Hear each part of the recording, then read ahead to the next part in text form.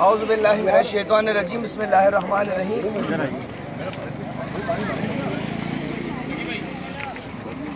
बैतुश शरफ मौला कायनात अलैहिस्सलातु वस्सलाम का वो घर कि जहाँ मेरे मौला अपनी खिलाफत ज़ाहिरिया के वो तकरीबन 5 साल कि जो आपने शहर कूफा में गुजारे, उस अरसे में आप इस मकाम पर रिहाइश पजीर रहे।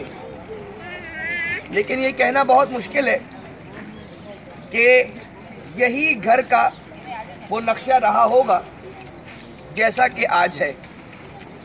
यकीनन वक्त के गुजरने के साथ साथ तब्दीलियाँ हुई और तामीर नौ भी होती रही, और अलबत्ता ये ज़रूर है कि जिस मकाम पर ये आज इमारत बनी हुई है, वही मकाम, वही ज़मीन रही होगी कि जहाँ पर मेरे मौला ने क़ियाम रखा, यहाँ पर मौला रिहाइश पजीर रहे।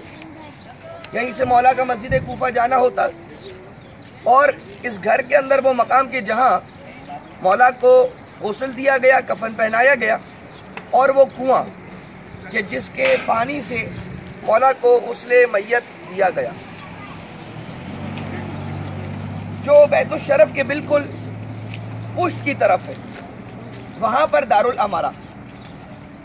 अमारा यानी कि गवर्नर्स पैलेस, गवर्नर्स हाउस, जो भी कूफा का गवर्नर होता था उसकी रिहाइश यहाँ पर होती थी हुकूमत की तरफ से। यकीनन सिर्फ इसका नाम कसरुल अमारा नहीं है, बल्कि ये वाकई में कसरुल अमारा हुआ करता था, वाकई में पैलेस हुआ करता था। खिलाफत ज़ाहिरिया पर फायज होने के बाद मौला ने उस कसर को रिहाइश के लिए नहीं चुना, बल्कि सादा से मकान में आकर रहे। अलबत्ता वही दारुल अमारा और वही कसरुल अमारा कि जिसमें जब Ibn Ziyad governor of Kufa बनकर आया, बीबियाँ बेचादर व मकना के इसी दरबार में लाई गईं। इसी दरबार की छत से सरकार मुस्लिम का लाशा धकेल कर गिराया गया। इसी दरबार के अंदर मलऊन इब्ने ज़ियाद तश्त पर सर हुसैन रख कर अपनी छड़ी से लबों के साथ गुस्ताखी करता था। लेकिन आज देख लीजिए दारुल अमारा कहाँ और सरकार मुस्लिम का रोज़ा कहाँ। लोग आकर यहाँ पर जनाब मुस्लिम को सलाम अर्ज़ करते हैं और कसरुल अमारा को इबरत के निशान के तौर पर देखते हैं।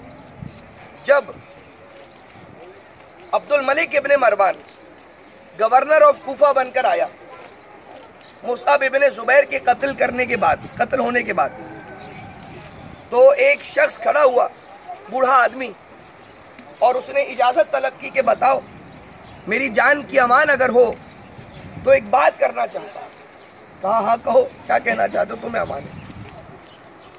कहा कि यही दारुल अमारा था, और वो दिन था कि जब इब्ने ज़ियाद अपने तख्त पर बैठा था और सर हुसैन से गुस्ताखी करता था। मगर वो दिन आया, वो दिन भी मैंने देखा कि मुख्तार ने सर इब्ने ज़ियाद को काट कर तश्त में रखा, अपने कदमों में तश्त को रखा और ख़ुद तख्त पर बैठा।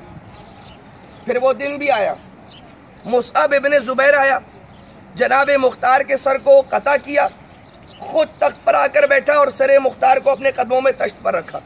और आज का दिन है कि मुसअब इब्ने ज़ुबैर को कत्ल किया गया, आप तख्त पर आकर बैठे, आपने तश्त रखा और तश्त में मुसअब इब्ने ज़ुबैर का सर रखा।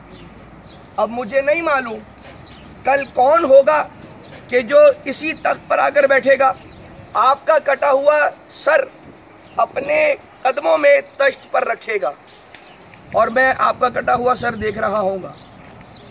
ये सुनना था। एक मर्तबा वो लरस गया और खड़ा हुआ, उसी तख्त से खड़ा हो गया और कहने लगा कि ये जगह मनहूस है कि जहाँ से नहूसत टपकती है, दारुल अमारा को वीरान कर दिया जाए और आज के बाद से कोई इसे आबाद कारी का कोई काम नहीं करेगा।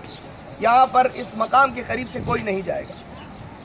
जहाँ पर जुल्म किया गया अहले बैत अलैहिमुस्सलातु वस्सलाम पर, वहाँ का खुदा, वहाँ पर خدا کا غضب نہ نازل ہو تو اور کیا ہو.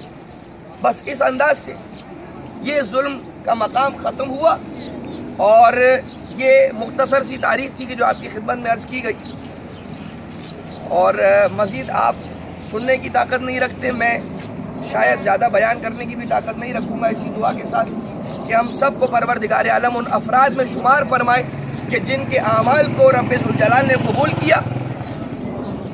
یقیناً میری بات صحیح ہے، آپ کی آمین کی آواز اتنی بلند ہے کہ میں انہیں سن ہی نہیں پا رہا.